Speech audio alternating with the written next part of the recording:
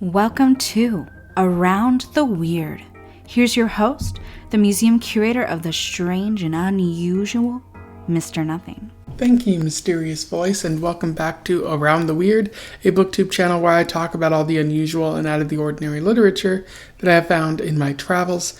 Today it is Short Story Tuesday, so I wanted to focus on a short story that was about albinism in Africa. I am referring to I Am Not My Skin by Neema Komba, and this was published in 2017. For those who don't know, Neema Komba is a fairly new writer. She has written short stories as well as longer form novels, and she's won a couple of awards for her work. But what's interesting is that she is primarily an economist. She's focusing on entrepreneurship and doing work with that. I don't know what specific work. That's not what I'm going to focus on here at Around the Weird by saying, let's talk about economists now. But I do think that's interesting. Writing isn't my first passion. My real passion is the economy. But yeah, I do think it's fascinating. Seeing an economist of all people pop up in the books, the stories that I'm talking about. So Neema is from Tanzania, which is interesting. I don't think I've talked about a Tanzanian writer before, so she is the first.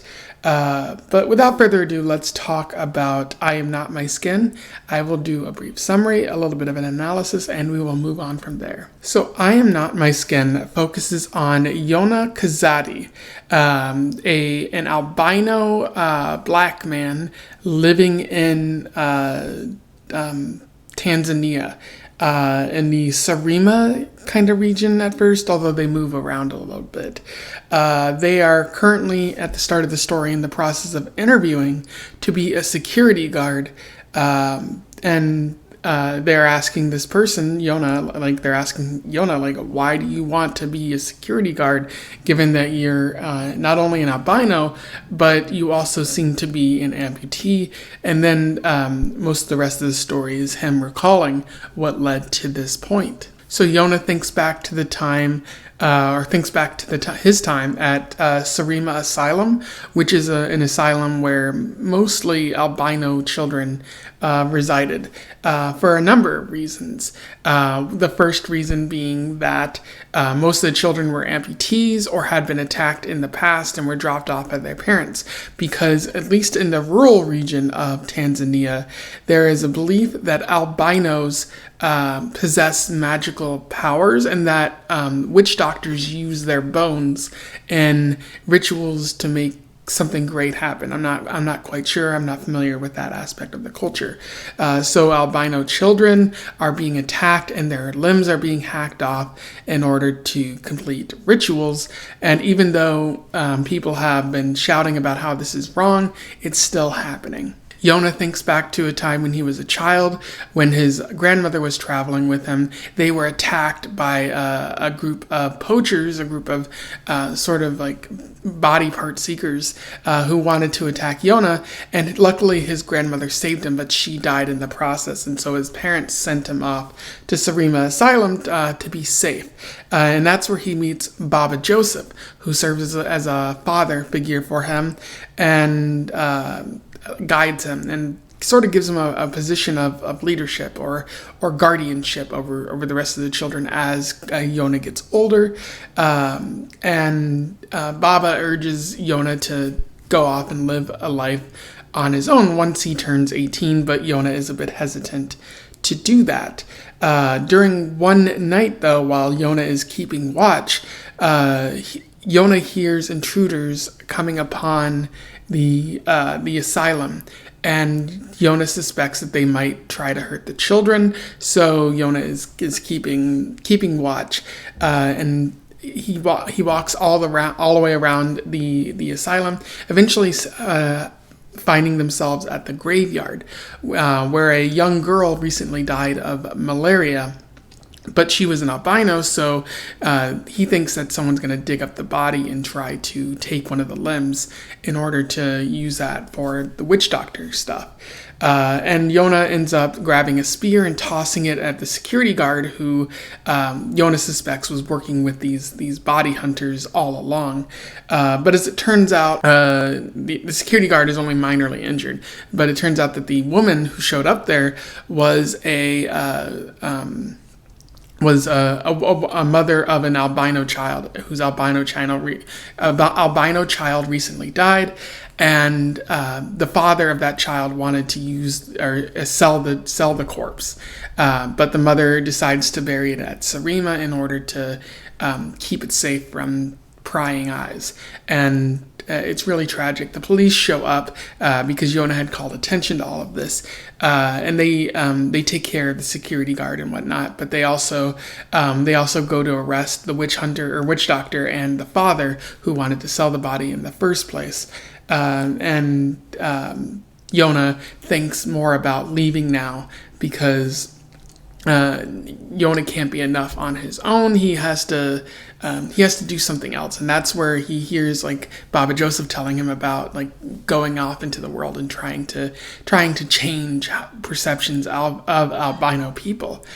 He ends up going to Mabagala and applying for the security guard position, and doing pretty well in the interview, but also feeling like he's blending in Mabagala. Perhaps some commentary on how being in the bigger city, you don't have as many superstitions. And at the end of the story, Yona hears back from the security guard people, and they tell them that they're going to give him a chance, and that's where the story ends there. In terms of analysis, there are a couple ideas within this story. The first is that Neema Komba talks about being an outcast in a society. So Yona is a black man, but what makes him an outcast in this society is that Yona is an albino black man, and not only that, but he's an amputee because of the albinism, because someone hunted him down for his body parts. So Yona is constantly being reminded of this fact. People staring at his amputated arm, and also staring at his skin and seeking him out because of the albinism that affects him.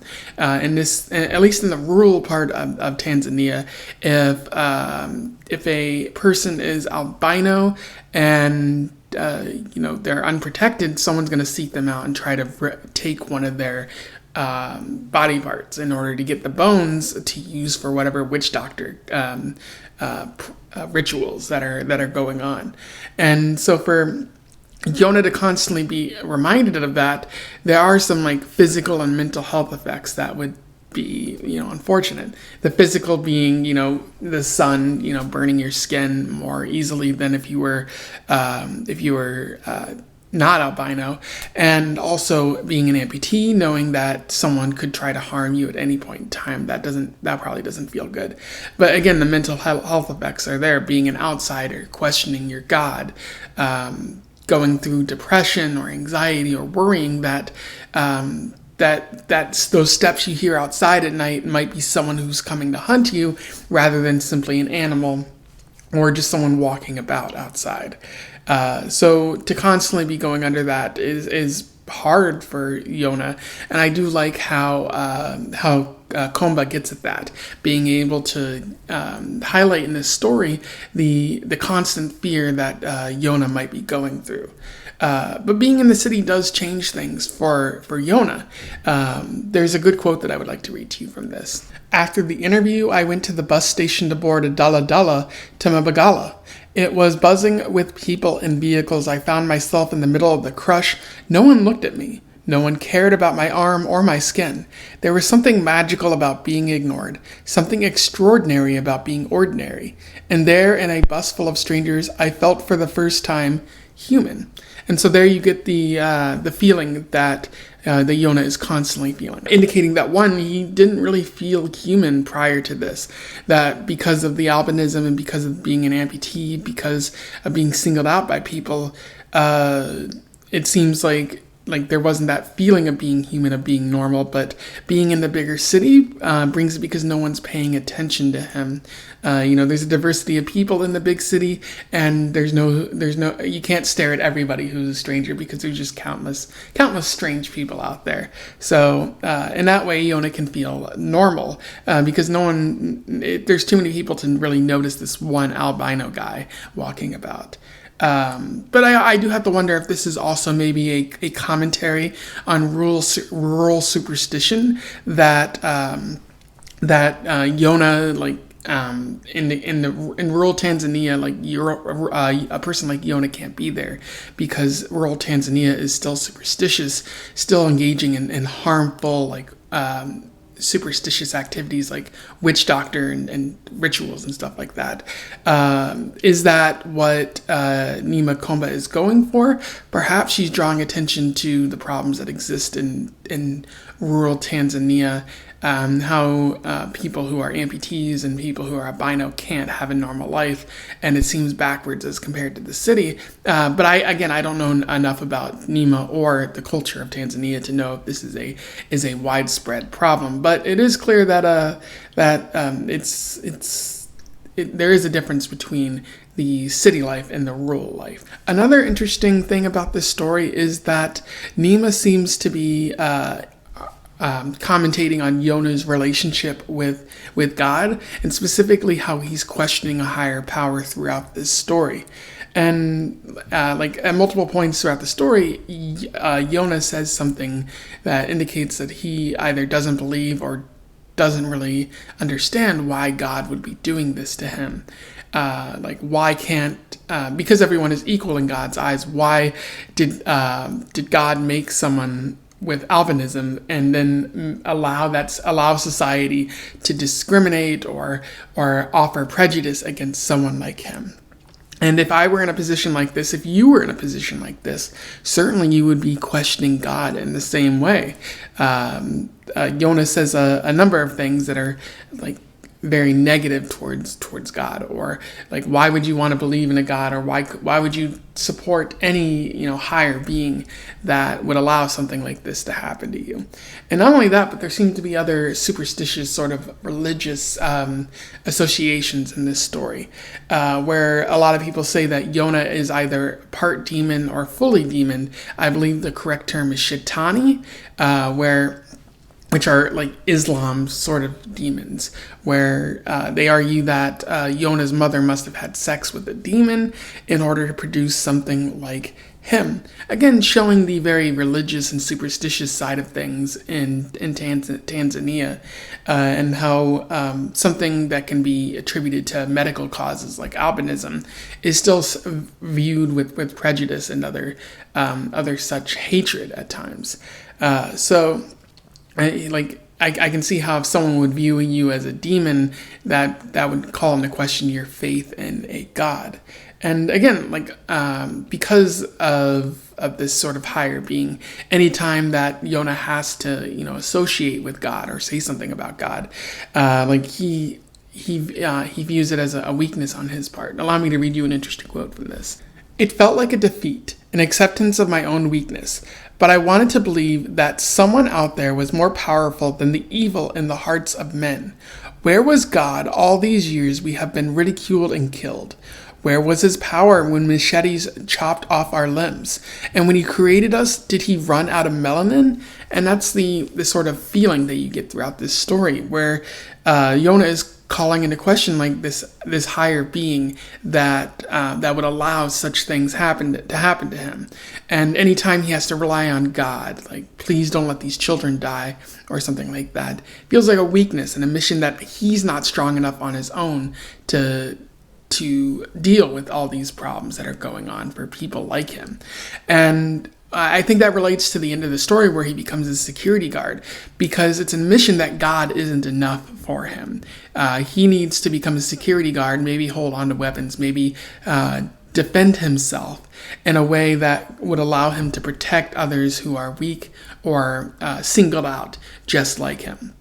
So in the end, this doesn't increase Yona's faith. It might actually decrease it and ultimately decide that he has to be there for himself, since it doesn't appear that a higher power actually is. And so those are my thoughts on I Am Not My Skin by Neema Komba, a pretty interesting short story, one that I feel like has a lot of layers and a lot of stuff worth exploring.